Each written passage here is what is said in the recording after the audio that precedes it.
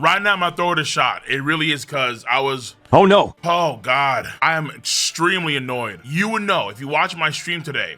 I rolled through One Piece. I rolled through One Punch Man, but JJK. Oh God. Oh God. No spoilers. Oh. No spoilers in the comment section down below. None. Zero. But I may have to use the old ways on some dark side activity. We will use the old ways. Start doing some good old fashioned rants, fairy tale rants. This is giving me a headache, man. It really is, bro. And it's a shame. But this chapter of One Piece, far from funny as hell. We're setting up a lot of cool things. We're seeing the monster trio return to form from Alabasta. You see, when I think about what we see with Luffy, Zoro, and Sanji in this chapter, and then we jump back to chapter 162, seeing the same combo used to kill that lizard and then take down Tom on the Mario mushrooms who can transform into Mufasa. That's cool. That's funny. And that harkens back to the good stuff. Oda, even though he is criticized a lot for rinse and repeating what he's done probably since the beginning of the story, the fact of the matter is that it's taken him how many years? Almost 30 years of serialization. Honestly, come in the story, damn near 40, because you can feel it too, right? Tell me you can feel it. I know you can, and if you don't, you're lying to yourself. That tingling feeling in your gut, it's not the Taco Bell from last night. It's not. Wait. Well, it might be, but no. I'm talking about Oda's structure for this arc so far. It feels old school One Piece. It kind of feels like a Skypiea or a Thriller Bark or an Alabasta.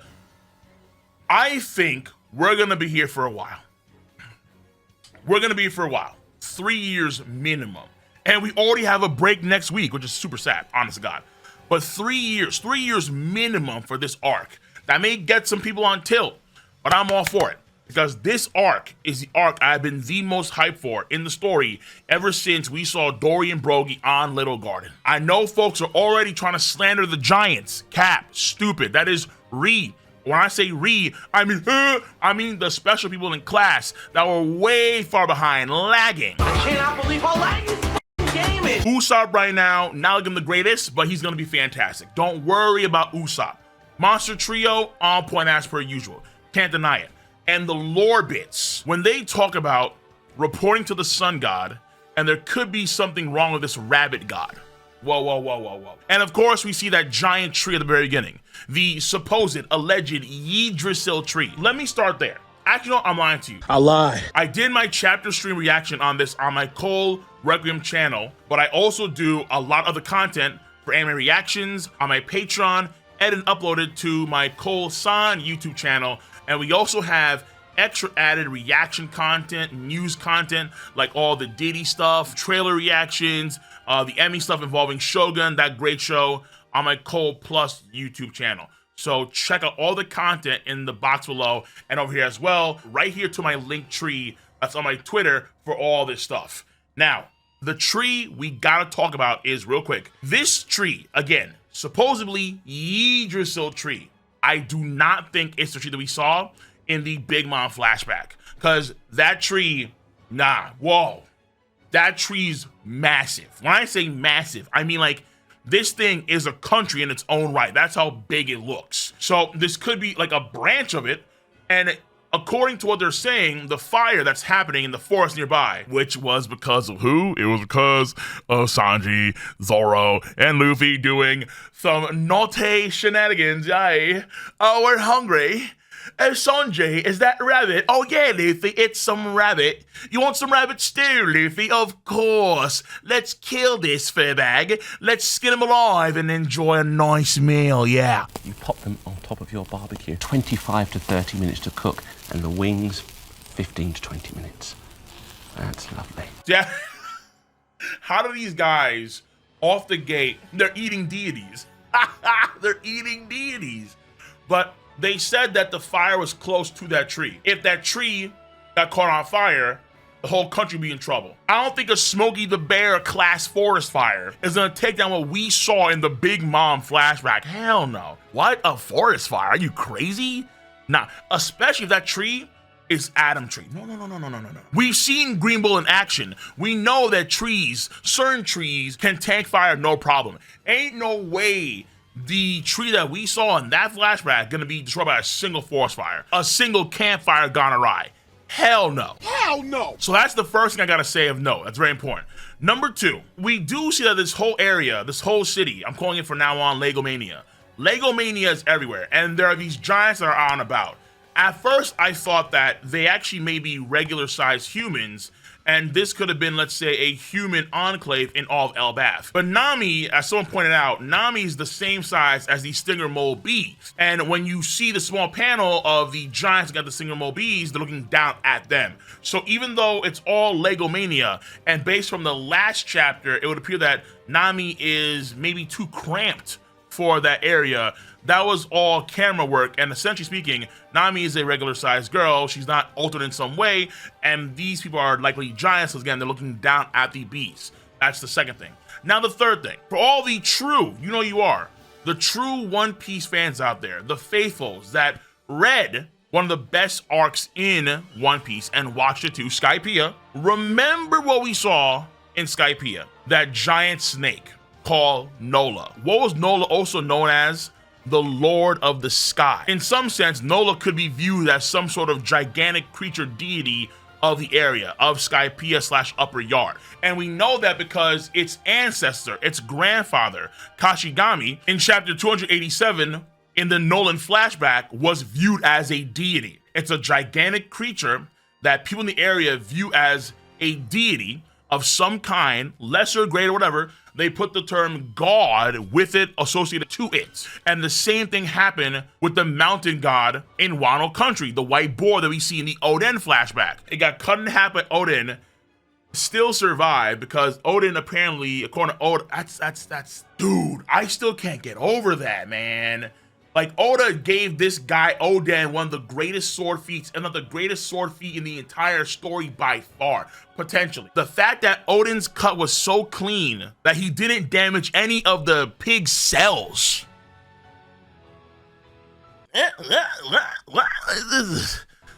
Oh, God, Oda, why do you do this to me, man? He was cut in half.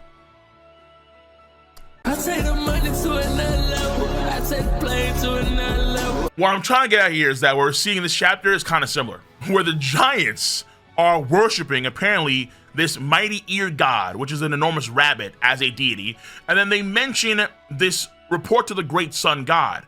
And if you notice in this chapter, the crown on the cat's head, when it's first biting into Usopp, the one that Sanji destroys later on, it actually has a sort of sun symbol on the crown. After Usopp gets pawed, thank God it wasn't a backhand, after he gets pawed by Tom on the Mario mushrooms, and then the entire castle area on top starts to break apart, you can see a flag. And the flag kind of looks like a sun in some way. Though someone did say that it does remind them of the world government symbol, with the north, south, east, and west, and then you have that center circle. And I can see that, but I think it's more like a sun, where you have a star, and then you have the sort of rays from the northeast, northwest, southeast, and southwest, and then the arrows on the north, south, east, and west. And then the biggest thought I thought was it being able to transform into a lion. Now, if you remember, okay, even though the ship is called the Sunny Go, originally, when Frankie designed it, it's supposed to be a lion, but the mane of the lion looks like a sun, and then they called it the Sunny Go. So a cuter, more uwu name, but originally Frankie had a way more intense name involved for the Sunny Go. So the lion mane, that Mufasa mane, can be viewed as a sun, the sun's rays. So this guy could be the sun god that they were talking about earlier in the chapter. And we're gonna probably find out more details about this later on. But that's assuming the sun god Tom won't be devoured by the real sun god, the Nika, because apparently Luffy is getting his inner Haitian on. Woo! His Chinese urges are surging. Yeah. I'm kidding, we are vegetarians. Memes aside, it is kind of crazy how Luffy is contemplating eating this cat and squatting on top of the cat, I ain't gonna lie, with some nice Norse fits. Yeah. You see, Usopp's beard, I think, is amazing. The rest of his fit, I think, needs work. But Usopp's beard, mwah, yeah.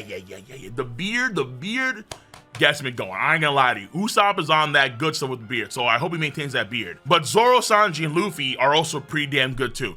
I hope that Sanji's cape isn't like a bright color. I want it to be a dark, keep it black. Zoro with the mask on too, it's pretty cool.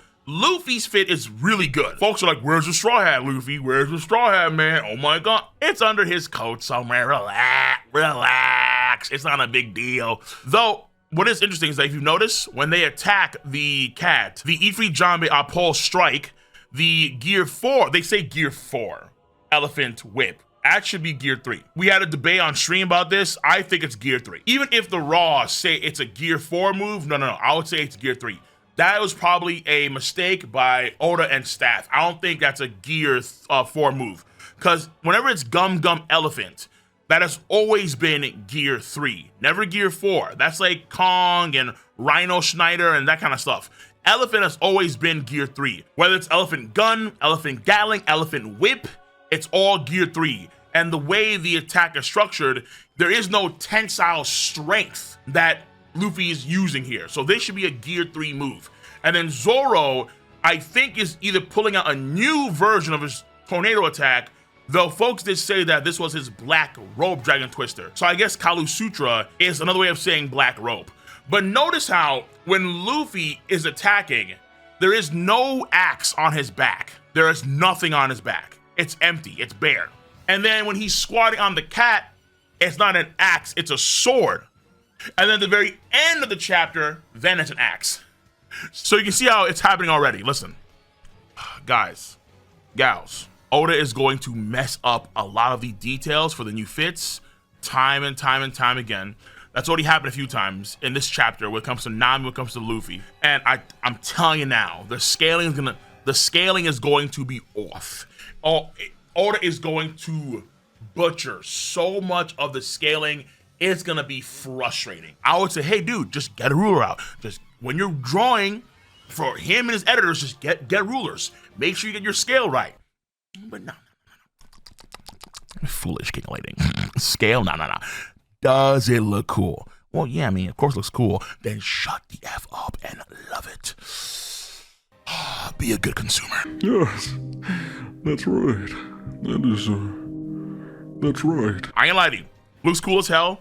I know people were apparently having a fit on Twitter about Sanji going Ifrit while you have Luffy going Gear 3, likely, and then Zoro going Dragon Twister. Why are folks surprised? We saw this in the last arc, literally. Once you make Nami cry or hurt in any way, you know what that means. You know what that means. Here comes the overkill. Here comes the death sentence. S-Shark hurt Nami. Germa. The power of love. This cat made Nami cry. Germa.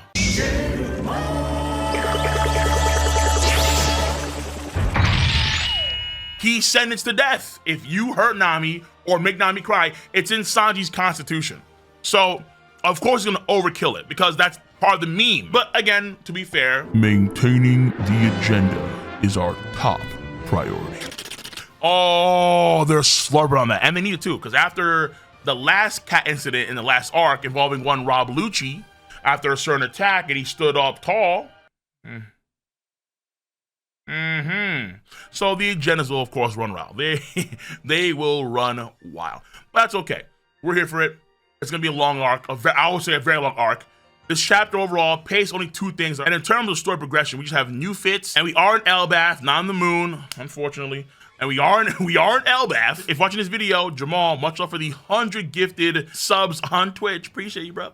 We are in Elbaf. And most importantly, off the gate, things are fun and interesting. Oda is damn good at that, undeniably. Despite the agendas and the power scale and the theory crafting, fun and interesting. Oda can do a lot of fun and a lot interesting, and so far, so good. So this chapter, I'm gonna give it, I think it's a good chapter, 7 out of 10 chapter, nothing too crazy, 6.5 out of 10. We are setting up more of Elbaf, and I am looking forward to seeing what's to come in the very near future.